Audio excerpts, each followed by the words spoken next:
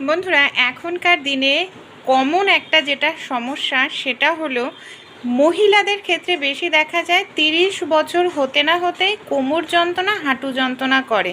বিশেষ করে ক্যালসিয়ামের ঘাটতি দেখা দেয়। আজকে আমি আপনাদের সঙ্গে এমন একটি সহজ টিপস শেয়ার করব যাতে ক্যালসিয়ামের ঘাটতি পূরণ হবে আর সেই সঙ্গে হাঁটু যন্ত্রণা, কোমর যন্ত্রণার থেকেও মুক্তি পাবেন। যাদের সিজারিয়ান বেবি হয়, অনেক সময় দেখা যায় ঠিকমতো দুধ হয় না, বাচ্চারা খেতে পারে না, তাদের দুধের পরিমাণও বেড়ে যাবে এই টিপসটি অ্যাপ্লাই করলে। চলুন দেখে নিই।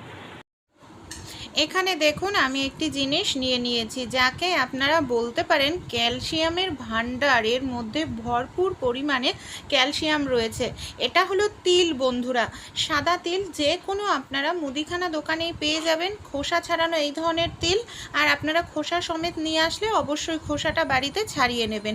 তিলের মধ্যে রয়েছে প্রচুর পরিমাণে ক্যালসিয়াম, সেই সঙ্গে রয়েছে ভিটামিন এ।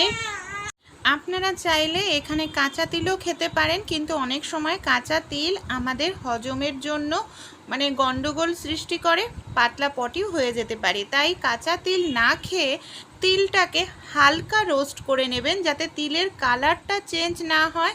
এইভাবে আমি তিলটাকে হালকা রোস্ট করে নিচ্ছি। তারপর কি করব, তিলটাকে ভালো করে ঠান্ডা করে নেব। কোনো এয়ারটাইট কন্টেনারে রেখে দিন। সকালবেলায় খালি পেটে এরকম একটা চামচ তিল আর জল খেয়ে নিন। তিলটাকে ভালো করে চাবিয়ে উষ্ণ গরম জল খাবেন। এতে আপনাদের চুল, স্কিন ভালো হবে, ক্যালসিয়ামের ঘাটতি